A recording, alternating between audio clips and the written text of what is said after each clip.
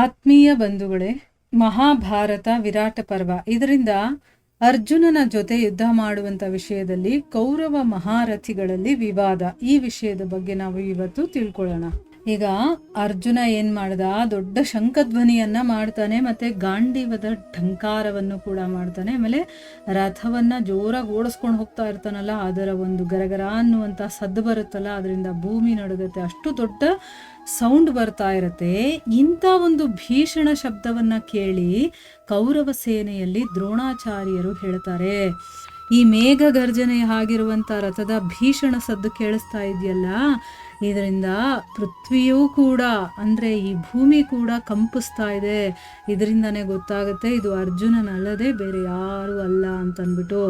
ನೋಡು, ನಮ್ಮ ಶಸ್ತ್ರಗಳ ಕಾಂತಿ ಮಂಕಾಗ್ಬಿಟ್ಟಿದೆ, ಕುದುರೆಗಳು ಪ್ರಸನ್ನವಾಗಿಲ್ಲ, ಮತ್ತೆ ಅಗ್ನಿಹೋತ್ರದ ಅಗ್ನಿ ಕೂಡ ಪ್ರಕಾಶಹೀನವಾಗಿದೆ.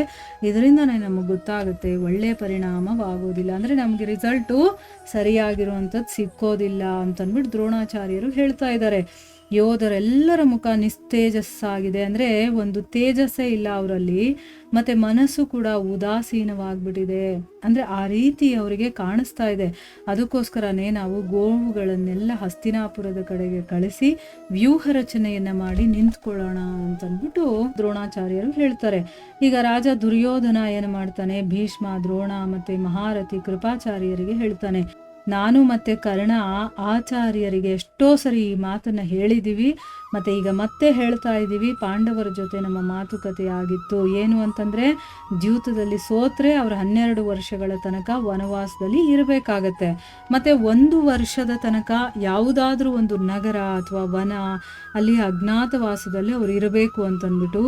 ಇನ್ನೂ ಇವರ 13ನೇ ವರ್ಷ ಪೂರ್ಣವಾಗಿಲ್ಲ, ಮತ್ತದು ಪೂರ್ತಿಯಾಗೋ ಮೊದಲೇ ಅರ್ಜುನ ನಮ್ಮ ಮುಂದೆ ಬಂದ್ಬಿಟ್ರೆ ಪಾಂಡವರು ಮತ್ತೆ 12 ವರ್ಷದ ತನಕ ಕಾಡಲ್ಲೇ ಇರಬೇಕಾಗತ್ತೆ. ಈ ಮಾತಿನ ನಿರ್ಣಯವನ್ನ ಪಿತಾಮಹ ಭೀಷ್ಮರು ಮಾಡ್ಲಿ. ಇದಲ್ದೆ ಇನ್ನೊಂದು ವಿಷಯ ಇದೆ, ಏನಪ್ಪಾ ಅಂತಂದ್ರೆ ಈ ರಥದಲ್ಲಿ ಕೂತ್ಕೊಂಡು ಮತ್ಸ್ಯರಾಜ ವಿರಾಟನೇ ಬಂದಿರ್ಲಿ, ಅರ್ಜುನನೇ ಬಂದಿರಲಿ, ನಾವಂತೂ ಎಲ್ಲರ ಜೊತೆ ಯುದ್ಧ ಮಾಡಲೇಬೇಕು, ಅವನು ಅರ್ಜುನನೇ ಆಗಿರಲಿ ವಿರಾಟನೇ ಆಗಿರಲಿ, ಇದು ನಮ್ಮ ಪ್ರತಿಜ್ಞೆ ಕೂಡ ಆಗಿದೆ. ಹೀಗಿದ ಮೇಲೆ ಈ ಭೀಷ್ಮ, ದ್ರೋಣ, ಕೃಪಾ, ವಿಕರ್ಣ ಮತ್ತೆ ಅಶ್ವತ್ಥಾಮ ಈ ಮಹಾರಥಿಗಳೆಲ್ಲ ಈ ರೀತಿ ಯಾಕೆ ನಿರುತ್ಸಾಹಿಗಳಾಗಿ ಕೂತ್ಕೊಂಡಿದ್ದಾರೆ? ನಾವು ಮುಂಚೆನೆ ಮಾತಾಡ್ಕೊಂಡಿದೀವಲ್ವಾ, ಯಾರೇ ಬಂದರೂ ಕೂಡ ಈ ಯುದ್ಧ ಆಗಲೇಬೇಕು ಅಂತನ್ಬಿಟ್ಟು ಇವ್ರು ಯಾಕೆ ಈ ರೀತಿ ಇದ್ದಾರೆ? ಈ ಒಂದು ಸಮಯದಲ್ಲಿ ಮಹಾರಥಿಗಳೆಲ್ಲರೂ ಕೂಡ ಹೆದರಿರೋ ಹಾಗೆ ಕಾಣಿಸ್ತಿದಾರಲ್ಲ, ಆದರೆ ಯುದ್ಧವನ್ನ ಬಿಟ್ಟು ಬೇರೆ ಯಾವ ವಿಷಯವೂ ಕೂಡ ನಮಗೆ ಹಿತಕರವಲ್ಲ. ಈಗ ನಾವು ಬೇರೆ ಏನು ಡಿಸಿಷನ್ ತಗೊಳಕ್ಕಾಗಲ್ಲ, ಈಗ ನಾವು ಯುದ್ಧ ಮಾಡೋದೊಂದೇ ನಮಗೆ ಒಳ್ಳೆಯ ವಿಷಯ. ಅದಕ್ಕೋಸ್ಕರನೇ ನೀವೆಲ್ಲರೂ ಕೂಡ ನಿಮ್ಮ ಮನಸ್ಸನ್ನ ಉತ್ಸಾಹದಿಂದ ಇಟ್ಕೊಳ್ಳಿ. ದೇವರಾಜ ಇಂದ್ರ ಮತ್ತೆ ಸ್ವಯಂ ಯಮರಾಜನೂ ಕೂಡ ಯುದ್ಧವನ್ನೇನಾದ್ರೂ ಮಾಡಿ ನಮ್ಮಿಂದ ಗೋಧನವನ್ನ ಕಿತ್ಕೊಂಡು ಹೋಗಿದ್ದೇ ಹಾಗಿದ್ರೆ ಹಸ್ತಿನಾಪುರಕ್ಕೆ ಯಾರು ತಾನೇ ಹಿಂದಿರುಗಿ ಹೋಗಿ ಬಯಸ್ತಾರೆ? ಅಂದ್ರೆ ನಾವು ಯುದ್ಧ ಮಾಡಲೇಬೇಕು, ಯುದ್ಧದಲ್ಲಿ ಗೆದ್ರೂ ಸರಿ ಸೋತ್ರೂ ಸರಿ, ಒಟ್ನಲ್ಲಿ ಯುದ್ಧ ಮಾಡದೆ ನಾವು ವಾಪಸ್ ಹಸ್ತಿನಾಪುರಕ್ಕೆ ಹೋಗಲ್ಲ. ಇವರೆಲ್ಲ ಸ್ವಯಂ ಯಮರಾಜ ಅಥವಾ ಇಂದ್ರ ಬಂದರೂ ಕೂಡ ನಮ್ಮಿಂದ ಗೋಧನವನ್ನ ಕಿತ್ಕೊಂಡು ಹೋಗಿದ್ರು ಕೂಡ ನಾವು ಹಸ್ತಿನಾಪುರಕ್ಕೆ ವಾಪಸ್ ಹೋಗೋ ಹಾಗೆ ಇರಲಿಲ್ಲ.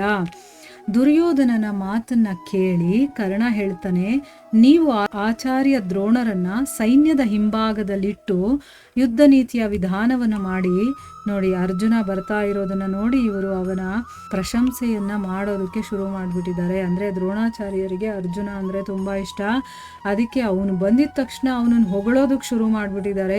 ಇದರಿಂದ ನಮ್ಮ ಸೇನೆ ಮೇಲೆ ಯಾವ ಪ್ರಭಾವ ಬೀಳಬಹುದು ಅಂತ ನೀವೇನಾದ್ರೂ ಯೋಚನೆ ಮಾಡಿದ್ದೀರಾ? ಅದಕ್ಕೋಸ್ಕರ ನಮ್ಮ ಸೇನೆಯಲ್ಲಿ ಯಾವುದೇ ರೀತಿಯ ಒಡಕು ಉಂಟಾಗದ ಹಾಗೆ ತುಂಬ ಜಾಗರೂಕತೆಯಿಂದ ನೀತಿಯಿಂದ ಕೆಲಸವನ್ನ ಮಾಡಬೇಕು.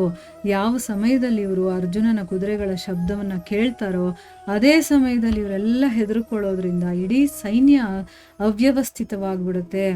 ಅಂದ್ರೆ ಅವನು ಕುದುರೆ ಸೌಂಡ್ಗೆನೆ ಹೆದರ್ಕೊಂಡ್ಬಿಡ್ತಾರೆ. ಈ ಸಮಯದಲ್ಲಿ ನಾವು ವಿದೇಶದಲ್ಲಿದ್ದೀವಿ, ಅಂದ್ರೆ ಬೇರೆ ದೇಶದಲ್ಲಿದ್ದೀವಿ, ಮತ್ತೆ ಬಹಳ ದೊಡ್ಡ ಕಾಡಲ್ಲಿದ್ದೀವಿ, ಬೇಸಿಗೆ ಕಾಲ ಬೇರೆ, ಮತ್ತೆ ಶತ್ರುಗಳು ನಮ್ಮ ತಲೆ ಮೇಲೆ ಕೂತ್ಕೊಂಡಿದ್ದಾರೆ, ಅಂದ್ರೆ ಅಷ್ಟೊಂದು ಶತ್ರುಗಳಿದ್ದಾರೆ.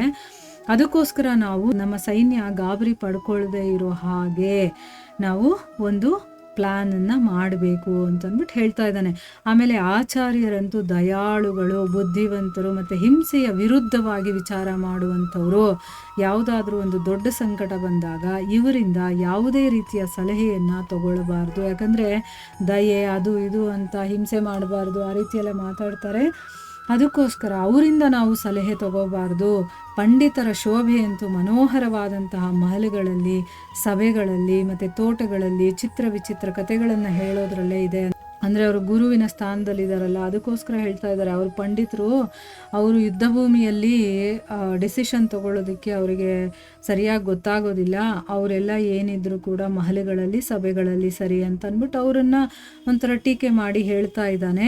ಅಲ್ಲದೆ ಬಲಿ ವೈಶ್ವ ದೇವಾದಿಗಳ ಮೂಲಕ ಅನ್ನ ಸಂಸ್ಕಾರ ಮಾಡೋದ್ರಲ್ಲಿ ಮತ್ತು ಕೀಟಾದಿಗಳು ಬೀಳೋದ್ರಿಂದ ಅದು ದೂಷಿತವಾಗೋದ್ರಿಂದಲೂ ಕೂಡ ಪಂಡಿತರ ಸಮ್ಮತಿ ಕೆಲಸಕ್ಕೆ ಬರಬಹುದು. ಅಂದರೆ ಪಂಡಿತರಾಗಿರುವಂಥವ್ರು ಏನೇನು ಕೆಲಸ ಮಾಡಬಹುದು ಅಂತ ಹೇಳ್ತಾ ಇದ್ದಾನೆ. ಅದಕ್ಕೋಸ್ಕರನೇ ಶತ್ರುಗಳ ಪ್ರಶಂಸೆಯನ್ನು ಮಾಡುವಂಥ ಈ ಪಂಡಿತರನ್ನು ಹಿಂದೆ ಬಿಟ್ಟು ಯಾರು ಶತ್ರುವನ್ನು ನಾಶ ಮಾಡ್ತಾರೋ ಅಂಥ ನೀತಿಯ ಆಶ್ರಯವನ್ನು ನೀನು ತಗೋಬೇಕು. ಈಗ ಪಂಡಿತರನ್ನು ನೀನು ಮುಂದೆ ಬಿಟ್ಟರೆ ನಾವು ಸೋಲೋದಂತೂ ಗ್ಯಾರಂಟಿ ಅಂತ ಹೇಳ್ತಾ ಇದ್ದಾನೆ. ಗೋವುಗಳೆಲ್ಲವನ್ನು ಮಧ್ಯದಲ್ಲಿ ನಿಲ್ಲಿಸ್ಕೊಂಡ್ಬಿಡು, ಅವುಗಳ 4 ಕಡೆಗಳಿಂದ ವ್ಯೂಹ ರಚನೆಯನ್ನು ಮಾಡು ಮತ್ತು ರಕ್ಷಕರನ್ನು ನಿಯುಕ್ತಗೊಳಿಸಿ ರಣಕ್ಷೇತ್ರವನ್ನು ನೀನು ಸಂಭಾಳಿಸು ಅಂತ ಹೇಳ್ತಾ ಇದ್ದಾನೆ. ಅಂದರೆ ಎಲ್ಲಿಂದ ನಾವು ಶತ್ರುಗಳನ್ನು ಯುದ್ಧ ಮಾಡೋದಕ್ಕೆ ಸಾಧ್ಯ ಆಗುತ್ತೋ ಆ ಒಂದು ರಣಕ್ಷೇತ್ರವನ್ನು ನೀನು ನಿಯುಕ್ತಗೊಳಿಸು. ಆ ರಣಕ್ಷೇತ್ರದಲ್ಲಿ ನೀನು ರಕ್ಷಕರನ್ನು ನಿಯುಕ್ತಗೊಳಿಸು. ಅದೆಲ್ಲ ಸಂಭಾಳಿಸ್ಕೊಂಡು ಹೋಗಲಿ ಅವರು. ಅಂದರೆ ಯಾವ ರೀತಿ ನೀನು ಈಗ ಯೋಚನೆ ಮಾಡಬೇಕು, ಯಾವ ರೀತಿ ನೀನು ಕೆಲಸ ಮಾಡಬೇಕು ಅನ್ನೋದನ್ನು ಕರ್ಣ ದುರ್ಯೋಧನನಿಗೆ ಹೇಳ್ಕೊಡ್ತಾ ಇದ್ದಾನೆ. ಯಾಕೆಂದರೆ ನಾನು ಮೊದಲೇ ಪ್ರತಿಜ್ಞೆ ಮಾಡಿಬಿಟ್ಟಿದ್ದೀನಿ, ಅದಕ್ಕೆ ಅನುಸಾರವಾಗಿ ಈ ದಿನ ಯುದ್ಧ ಭೂಮಿಯಲ್ಲಿ ಅರ್ಜುನನನ್ನು ಕೊಂದು ದುರ್ಯೋಧನನ ಅಕ್ಷಯ ಋಣವನ್ನು ನಾನು ತೀರಿಸ್ಬಿಡ್ತೀನಿ. ಯಾಕಂದರೆ ಅವನು ತುಂಬ ನನಗೆ ಹೆಲ್ಪ್ ಮಾಡಿದ್ದಾನೆ. ಅವನ ಒಂದು ಸಹಾಯಕ್ಕೆ ಪ್ರತಿಯಾಗಿ ಅವನ ಋಣವನ್ನು ತೀರಿಸೋದಕ್ಕೆ ನನಗೆ ಇವಾಗ ಒಂದು ಚಾನ್ಸ್ ಸಿಕ್ಕಿದೆ. ಅರ್ಜುನನ ಮೇಲೆ ಯುದ್ಧ ಮಾಡಿ ಅವನನ್ನು ಕೊಲ್ಲಲೇಬೇಕು ನಾನು, ಯಾಕಂದರೆ ನಾನು ಮಾತು ಕೊಟ್ಬಿಟ್ಟಿದ್ದೀನಿ. ಅದಕ್ಕೋಸ್ಕರ ಈಗ ನಾನು ಕೊಂದು ಆ ಋಣವನ್ನು ತೀರಿಸ್ಬೇಕು ಅಂತಂದ್ಬಿಟ್ಟು ಕರ್ಣ ತನಗೇನು ಗೊತ್ತೋ ಅದನ್ನು ಹೇಳ್ತಾ ಇದ್ದಾನೆ. ಇಲ್ಲಿಗೆ ನಾವು ನಿಲ್ಲಿಸೋಣ. ಹರೇ ಕೃಷ್ಣ.